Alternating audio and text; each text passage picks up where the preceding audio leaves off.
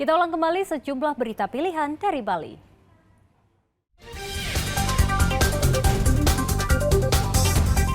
Menjelang KTT G20, Komando Operasi Khusus Mabes TNI menggelar latihan penanggulangan aksi teror di Seragan Denpasar.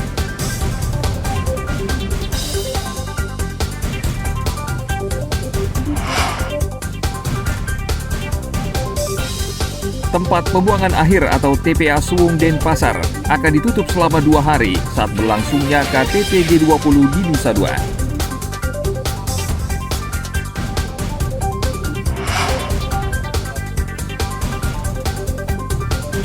Mencoba kuliner sate kambing legendaris dengan bumbu khas Madura dan Bali di pusat kota Denpasar.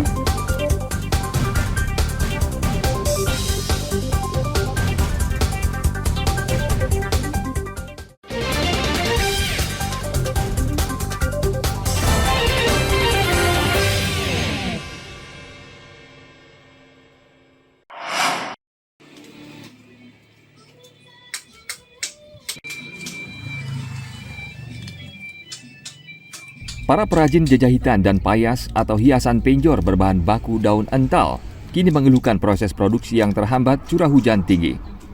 Kondisi ini antara lain dialami para perajin di desa Kapal Mengwi Badung. Mereka kini sulit untuk bekerja karena proses produksi kerajinan ini sangat membutuhkan sinar matahari. Untuk mengatasi masalah tersebut, para perajin menggunakan kipas angin atau angin alami agar hiasan penjor yang dibuat bisa benar-benar kering. Kendalanya sinar mataharinya harus jemur dulu intinya bahan yang sudah selesai dijemur baru kita bisa bungkus. Kalau nggak dapat sinar matahari takutnya barangnya jamuran ya. Jadi terkendala Bu ya jadinya Ya. karena musim hujan. Ya. Terus gimana Bu? Apa solusi dilakukan Bu? Caranya? Solusinya kita biarkan dulu dia jangan dibungkus sampai berhari-hari. Kalau sudah betul-betul kena angin kering atau mungkin kalau udah ada dikit sinar matahari bisa kita bungkus. Sejauh ini permintaan kayaknya biasa, seperti kemarin seperti corona pernah sih sempat setengah itu nggak bikin tapi sekarang sudah lumayan ada. Dijemur Pak karena musim hujan sulit sekali jemurnya. Apa-apa aja sulit sekali jemurnya, rental, katean, yang paling sulit katean. Kalau ental ini harus melalui menjemur juga Bu ya? Ya. Oh, jadi terkendala Bu ya, Ya. dalam produksi ya? Ya. Oh iya. Niki mulai kapan Bu gini niki rasakan Bu? Semenjak hujan ya? Semenjak hujan ya, mulai sulitnya matahari ya? Ya, mataharinya ada dari bulan ini. Apa itu? Dan sekarang baru Ya. ada air bisa menjemur sekarang gitu. Kondisi curah hujan tinggi telah dirasakan para perajin sejak awal bulan Oktober lalu hingga saat ini. Para perajin berharap kondisi cuaca bisa segera membaik agar usaha mereka tidak terganggu. Agung Gede Agung melaporkan dari Kabupaten Badung.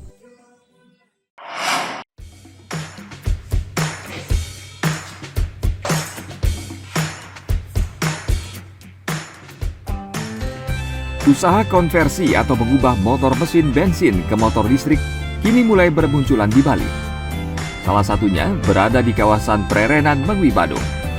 Di tempat ini, motor bermesin bensin diubah menjadi motor listrik dengan pemasangan alat khusus. Konversi dari motor mesin bensin ke listrik ini membutuhkan waktu 1 hingga 3 hari pengerjaan. Selain warga lokal, usaha jasa ini diminati wisatawan asing yang tinggal di Bali.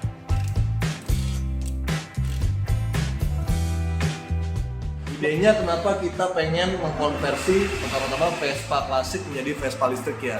Karena kita lihat banyak populasi Vespa di Indonesia, khususnya Vespa klasik yang ada di semua daerah di Indonesia. Dan banyak juga teman-teman yang senang Vespa, bentuk Vespa klasik, cuman tidak senang bagaimana cara ngoper giginya di tangan, habis itu suaranya dan asapnya juga, tapi pengen pakai Vespa. Jadi kita berikan solusi adalah memberikan conversion kit Vespa klasik menjadi Vespa listrik, seperti itu. Untuk peminat bagaimana sampai saat ini? Untuk peminat sampai saat ini sudah lumayan banyak. Kita buka dari bulan Juni sampai sekarang, jadi udah 4 bulan. Itu sudah banyak juga teman-teman yang mulai cari-cari Vespa, terus habis itu dikonversi di sini. Karena kita posisinya di Tumbak Bayu Prerenan, ada beberapa 50% bule, 50% lokal gitu, yang mengkonversi Vespa klasik menjadi Vespa listrik. Alasan membeli karena lebih hemat ya, karena bensin kan sekarang harganya sudah naik 14.000, dan juga mereka kalau bule-bule ini kan sudah sadar pentingnya untuk eco-friendly kan. Dan untuk informasi juga, Vespa ini kita ngecas baterainya 100%, biayanya cuma 2.500 perak. Jadi sangat murah, 2.500 perak itu bisa 60 kilo. Konversi motor mesin bensin ke motor listrik diminati karena praktis digunakan untuk keperluan sehari-hari. Selain tidak perlu membeli bahan bakar minyak, motor listrik juga tidak berisik dan lebih ramah lingkungan. Biaya konversi motor mesin bensin ke listrik beragam, mulai dari 18 hingga 27 juta rupiah per motor. Peluang usaha ini masih sangat potensial dikembangkan di Bali di tengah perkembangan kendaraan listrik di Indonesia. Agung Gede Agung melaporkan dari Badung.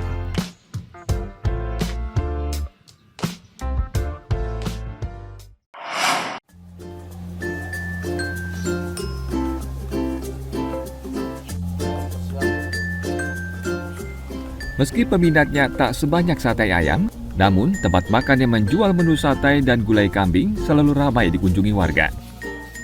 Salah satu tempat makan yang menjual sate dan gulai kambing berlokasi di Jalan Kali Asem, Denpasar. Tempat makan legendaris ini sudah melayani pembeli sejak tahun 1970-an. Mulai dari generasi pertama hingga generasi keempat saat ini, tetap mempertahankan resep keluarga secara turun-temurun. Sate dan gulai kambing di tempat ini menggabungkan dua bumbu tradisional yang berasal dari Madura dan Bali. Saya generasi keempat, dan ini masih dipegang sama mbah saya sih, nenek saya. Betul, turun-temurun dari nenek. Perpaduan antara Bali dan Maduranya. Kalau menurut saya pribadi, dari bumbunya sih yang lebih medok gitu rasanya daripada yang lain sih menurut saya gitu. Kalau bumbunya emang mbah saya kebetulan turunan Bali, jadi mungkin lebih banyak rempah-rempahnya juga sih, permainan rempahnya sih jadi lebih banyak gitu, jadi medok gitu di bumbu gulainya. Kita sini paling ya kalau pas ke Denpasar kita mampir ke sini ya cari sate kambing lah biar tenaga gitu loh orang bilang kan. Tapi sekarang kan umurnya udah kepala 5 kan, paling ya jarangin aja gitu. Paling kita nyari ati sama dagingnya campur lah. Kalau dulu kan daging tok. Favoritnya apa tuh Pak di sini kalau makan di sini? Ini lah daging hati campur gitu. Gulai semua suka. Sate daging hati orang bilang. Bedanya kalau yang kita tahu ya Lebih fresh. kalau di tempat lain itu kalau hatinya itu pakai dia kayak apa ya, paru kan gitu, pokoknya jeroan lah. Kalau di sini memang murni hati. Satu porsi sate kambing dijual seharga Rp45.000 dan gulai kambing Rp20.000. Di tempat ini juga tersedia paket murah, yakni sate kuah kambing seharga Rp25.000 dan sate kuah ayam Rp20.000. Tempat kuliner di pusat kota Denpasar ini dibuka mulai jam 7 pagi hingga 5 sore. Setiap harinya, tempat ini ramai dikunjungi pembeli, terutama pada saat jam makan siang. Dayu Trilaksmi melaporkan dari kota Denpasar.